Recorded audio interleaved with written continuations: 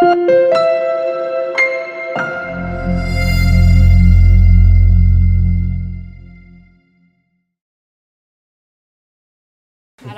bonjour à tous. Je remercie beaucoup le comité organisateur de m'avoir invité. Puis là, j'ai la lourde tâche de repartir l'après-midi après le dîner. Puis on vient comme de dire explicitement que j'étais chargée de présenter les problèmes. Fait que ça va bien pour mobiliser du monde avec une thématique comme ça. Comme ça a été dit dans la présentation, moi je suis agronome, puis je fais du conseil en agro-environnement dans un club conseil. Donc, j'ai toujours un petit peu déstabilisée là, quand je suis sollicitée pour des événements comme ça, parce que finalement, l'agroforesterie, c'est vraiment un tout petit pourcentage de qu'est-ce que je fais dans mon quotidien. Puis, je suis vraiment pas la plus grande spécialiste de l'agroforesterie qui est dans la salle. Mais en même temps, je me dis, c'est vrai que je suis au contact avec des agriculteurs à tous les jours. Puis même si la plupart de mon activité, c'est bien plus faire de la gestion d'épandage de fumier puis de la calibration d'arroseuse, veux pas, c'est des gens comme moi qui ont l'occasion de parler d'agroforesterie à des agriculteurs en réalité au quotidien. Alors, les gens qui ont l'occasion d'amener ça sur le terrain, beaucoup, finalement, on en pense ce qu'on veut, mais c'est des gens comme moi, fait que c'est ça qu'on a. Fait que je me dis, après tout, c'est peut-être ça aussi la réalité, tu sais. C'est peut-être pas de la spécialisation en agroforesterie, mais c'est ça la réalité du terrain. Fait que moi, je viens vraiment vous parler comme de mon expérience, de qu'est-ce que je vis, là. Fait que je vous transporte en Montérégie avec moi pendant un quart d'heure. Donc, allons-y. Donc, c'est ça, là, rapidement, moi, comment que je le vois, en tant que conseiller agricole, les clubs conseils, on a ce mandat-là d'accompagner les agriculteurs volontaires dans leurs pratiques agricoles. C'est de maintenir, c'est d'augmenter le rendement, mais il y a aussi quand même souvent une forte conscience d'essayer de réduire l'impact environnemental des pratiques.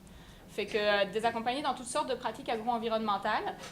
Puis l'agroforesterie, pour moi, ça va être une des pratiques agro-environnementales que j'apporte à mes producteurs. C'est comme un des outils dans ma boîte à outils. C'est un peu comme ça qu'on l'amène. Puis je trouve que le rôle du conseiller agricole, il peut être intéressant parce qu'il y a un lien de confiance qui se fait avec l'agriculteur. C'est souvent les agriculteurs, on va les suivre, c'est clair qu'on va les voir plusieurs fois dans l'année. Puis ça va souvent être des membres de clubs qui vont être membres d'année en année. Si on développe une relation de confiance, tu es son agronome, tu es sa référence pour les questions au champ. Puis on dirait qu'on finit par avoir une belle écoute aussi parce que ça ne veut pas dire qu'on ne peut pas l'avoir autrement. Mais on acquiert une crédibilité dans le sens qu'il sait qu'on connaît le contexte de sa ferme, puis il sait qu'on travaille pour lui, puis qu'on travaille pour sa rentabilité. Fait qu'en partant, on n'a pas l'étiquette environnementaliste collée sur le front. Fait qu'on dirait que souvent, ça va nous donner une porte. Tu sais, c'est bien rare que le téléphone sonne, puis que ce soit un agriculteur qui dise « Bonjour, je veux des arbres ». Mais on va au champ pour peser un épandeur ou pour regarder le puceron dans le soya ou n'importe quoi. Puis on marche les champs ensemble. Et hey, voyons, t'as de l'érosion ici, ce serait peut-être bon des arbustes ou tu sais, ta bande riveraine enherbée, pourquoi qu'on n'y mettrait pas des arbres? Puis là, t'as une pointe de champ, t'en fais rien, on pourrait la reboiser, cette pointe de champ-là. C'est bien plus comme ça, finalement, qu'on va être amené à parler de ça. Alors, je pense que le conseiller agricole a un rôle de sensibilisation à jouer, même s'il n'est pas nécessaire qu'il devienne un spécialiste en agroforesterie. Alors, ça nous emmène peut-être à notre défi numéro 1. J'aime mieux défi que problème.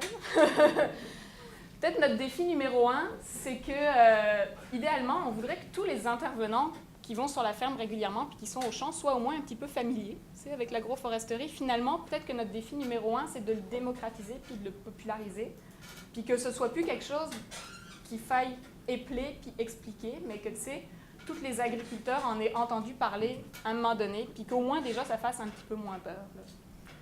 Parce que finalement, agroforesterie, ça peut faire peur, tu sais, quand on a vu juste un reportage sur les systèmes intercalaires, puis qu'on se dit, hey, mon Dieu, des rangées d'arbres dans mon champ, es-tu malade? Mais tu sais, ça peut être bien d'autres choses, l'agroforesterie, là, au sens large. Donc, pourquoi, en fait, là, je voulais vous présenter pourquoi plantons des arbres. Donc, pas pourquoi on devrait en planter, ça, tout le monde ici a son idée là-dessus, j'imagine, Mais pourquoi on en plante? De moi, qu'est-ce que je vois dans ma pratique quotidienne depuis 5 ans en Montérégie? Je vous dirais, la première porte d'entrée, c'est la qualité de l'eau. En Montérégie, on a des gros problèmes d'eutrophisation des lacs, quantité de phosphore trop élevée dans les cours d'eau. On a plusieurs zones d'intervention prioritaires au niveau du phosphore. La bande riveraine herbacée et idéalement arborée, c'est une des méthodes pour améliorer cette situation-là. Donc, ça va souvent être par le biais de projets pour la qualité de l'eau qu'on va rentrer des bandes riveraines. Donc là, je vous mets que des photos d'aménagement que j'ai prises dans mon réseau, là, fait que pour vous montrer qu'il y en a quand même des arbres en Montérégie, là. Alors, ça va souvent être la porte d'entrée, ça va être la bande riveraine. Après ça, le deuxième système le plus populaire, c'est clair, c'est la haie brise-vent. Pour protéger les cultures, un peu, je vous dirais surtout dans des zones plus sableuses, là en bas à droite, on est à Saint-Amable, c'est du sable, il y a un petit peu de bleuet. Oui, il y a des tempêtes de sable, tu sais, les bleuets, ça prend de l'accumulation de neige pendant l'hiver, fait que certains producteurs vont en mettre pour ça.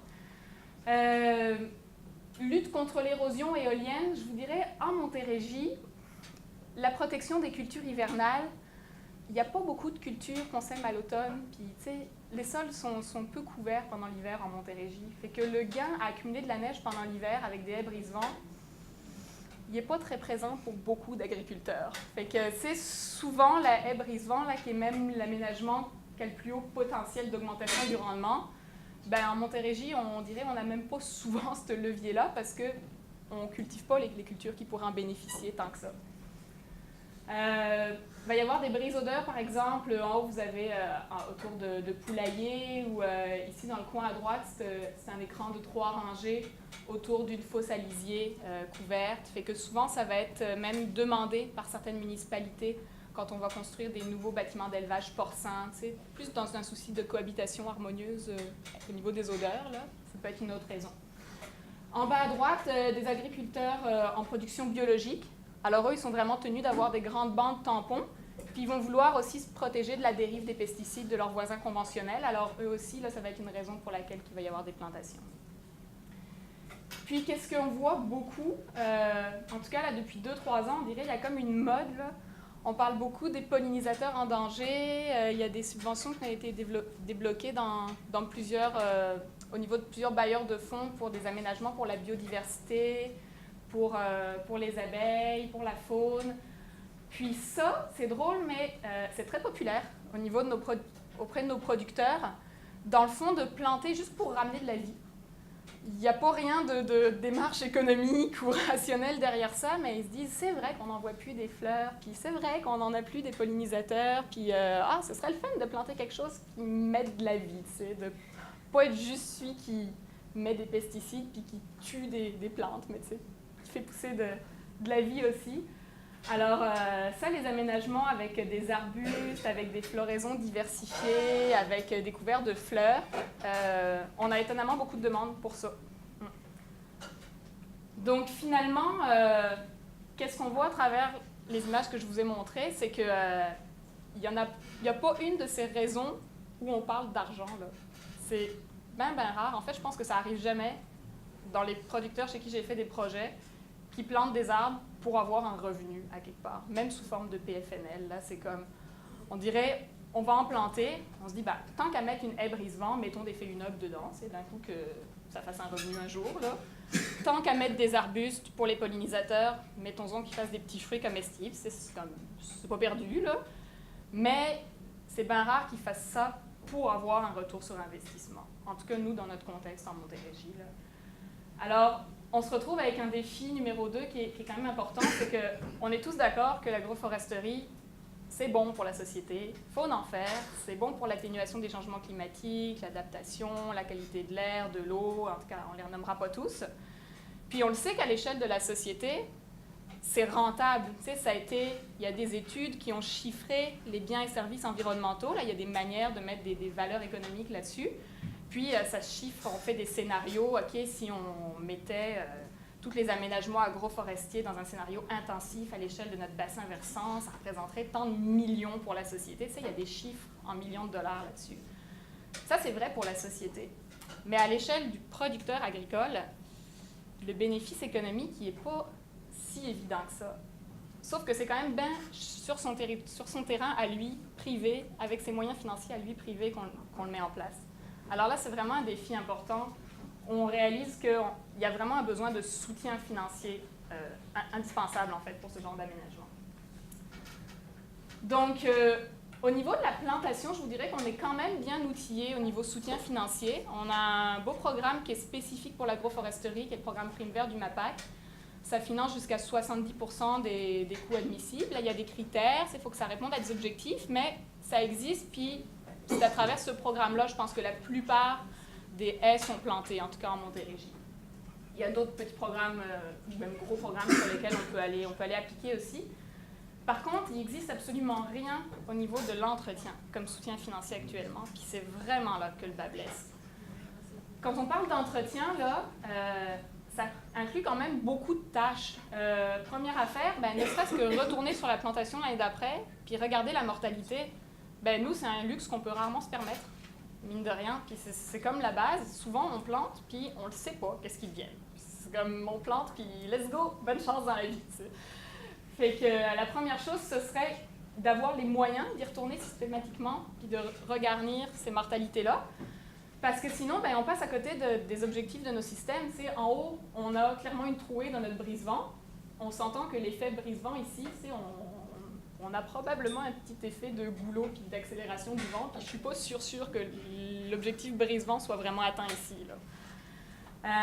Après, il y a la protection des plants contre les ravageurs. Donc ici, je vous ai mis une photo d'un plant abîmé par le cerf de Virginie.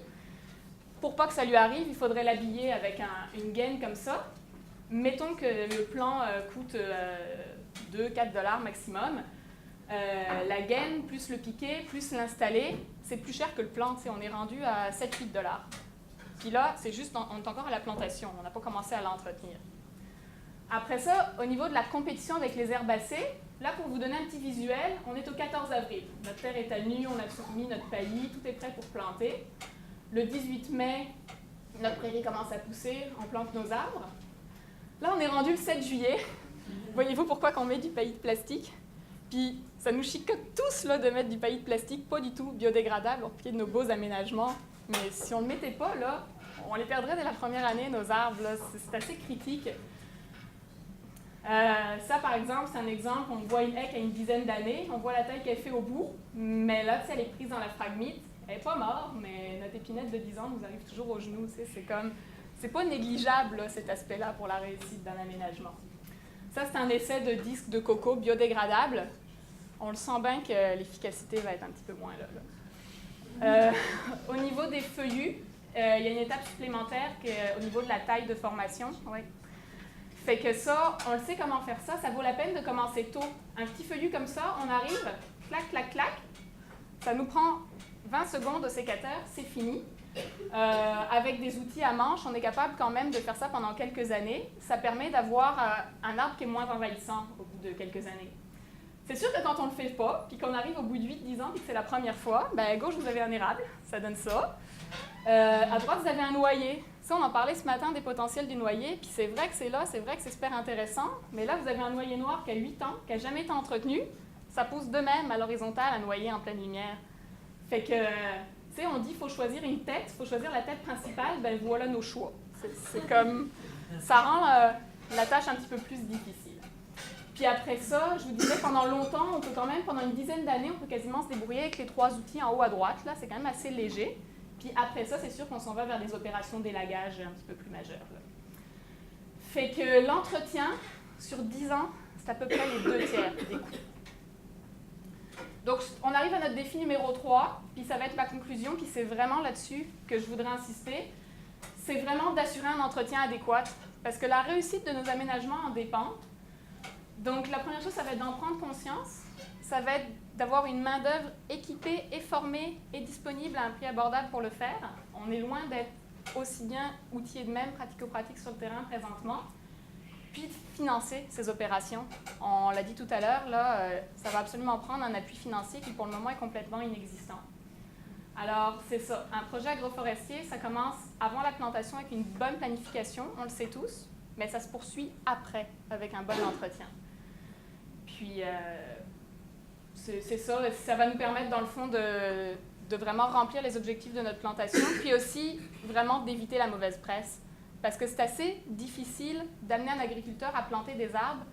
Tu sais, on veut surtout pas que celui qui a fait le pas, puis qui en a implanté, aille dire à tous ses voisins après, parce que son aménagement a été mal entretenu, puis qu'il gêne. « Ah non, j'ai essayé, fais jamais ça, c'est un paquet de troubles. » On veut que ce soit des exemples, des modèles de réussite, puis que ce soit inspirant, pas décourageant. Alors, s'il y avait un mot à retenir aujourd'hui, c'est vraiment « faut les entretenir ». Merci pour votre attention.